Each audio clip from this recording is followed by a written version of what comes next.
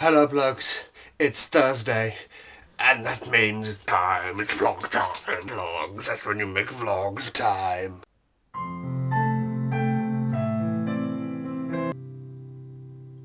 I have to say things very quickly because it has to be quickly. I like ham. Talking very fast. The other day, I was thinking about stuff, and I thought about something someone said to me a while ago.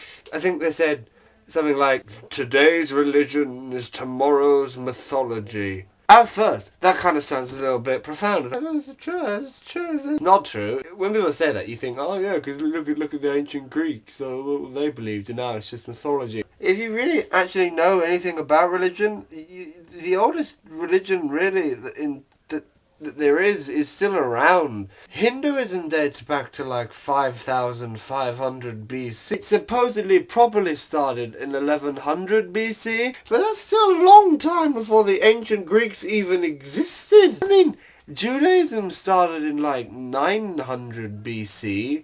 That's before the ancient Greeks. Religion's been going on for ages. And then I thought more about religion and stuff, and it's really funny how what some people think is new and has started in one place really started in another place. Buddhism, which was invented in about 9 BC, it strives itself as the religion that accepts things in the world, like pain and suffering. Buddhism has these things called the Four Noble Truths, which are the 4 truths about reality, which you have to accept, otherwise you'll never live a serene life. One of the Noble Truths is that pain exists and there's nothing you can do to live without pain. You have to accept pain and suffering. People talk about that all the time and how it's a Buddhist thing, and the Buddhists did it, and the Buddhists... In the Book of Job, an ancient Hebrew text, there's a line that says, "Man is born to suffer as the sparks fly upward."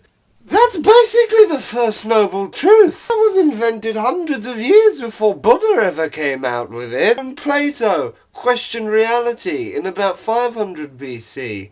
He wasn't the first one to do that. There have been religions around since way before him that have questioned whether what we perceive as reality to be real. There's ancient texts to do with Judaism that come from about 800 BC, which talk about whether this world is actually real and if we're not all actually asleep in heaven and being tested in our sleep. That's basically the Matrix. Matrix came out in 800 BC! A long time ago! People talk about how religion is faith and science is fact. Science is a religion, and those who refuse to admit that are ignorant. Science believes everything is made of little balls, circling little balls. We have no proof for this. There's no proof. Everything could be made out of little Irishmen, for all we know. There could be no stars. No one's ever been to a star. We can see them. Doesn't mean they're there. Science is all based on faith and correlation. I'm not saying that it's not true. I'm just saying that to kid yourself any moment that anything in science is absolutely definite would be a little bit stupid. Numbers aren't proof. Numbers are not proof. Numbers are just representations of what we perceive. And if you want to believe that just that the numbers mean something, that doesn't mean that it really does mean something. Numbers proving something is almost the same as the sun, right, goes from that side of the sky to that side of the sky, right? Which must mean, right, that every day some guy pulls it across the sky. Don't take this the wrong way. I'm not trying to bash science. Without science, there'd be no paracetamol. Then my head would hurt more. It's people who act like science is the answer to everything that really annoy me, because science is not an answer. Science is the search for answers, and it's the search for answers we'll never find. There are questions that circulate science that will taunt scientists forever. I said science a lot in that sentence. Like the question, well, what came before that? Scientists will never be able to answer that question, because you can always just ask it again. Questions like, how can we really prove that really is what does that? Nothing is really provable. Provable's not a word. I can't prove that I'm really real. And so how do you expect to prove anything else? Plants might not get their energy from sunlight. Plants might get their energy from invisible smurfs that inject it into them. And the smurfs die when it's dark. You can't prove that it's not, and you can't really prove that it's sun that's giving them the energy. You can just say, right, I have all this evidence which leans towards it, and so we're going to accept that that's what it does. And that's fair enough, because we have to have something to hold on to, but to say it's absolutely definite is stupid. There is no absolutely definite in the universe. Nothing is definite. Nothing at all. And that's the thing that scares people into the point of everything I say is absolutely true. Or magic.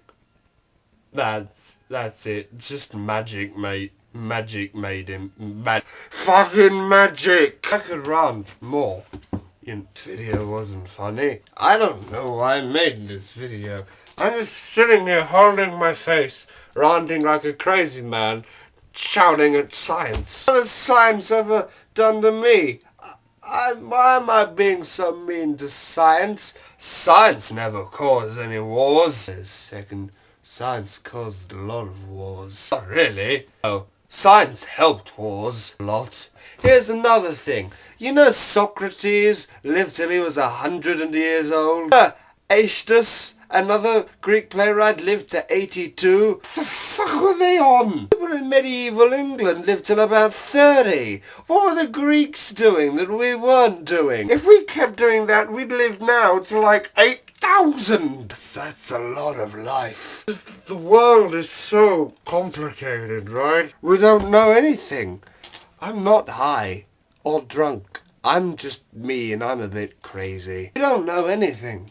And we'll never know anything. To accept the fact that we're going to go through all of time not being able to really prove anything. Look around you. That's just the world that you perceive. Every night you go to bed and your own brain tricks you into believing in a world that you've fabricated. And there's nothing on earth while you're asleep that can stop you from believing in that world until you wake up. Your mind lies to you every night. Why believe this perception over the one you have when you're asleep? Who's to say you're not asleep now? That's a mindfuck for you. Why don't you chew on that bitch?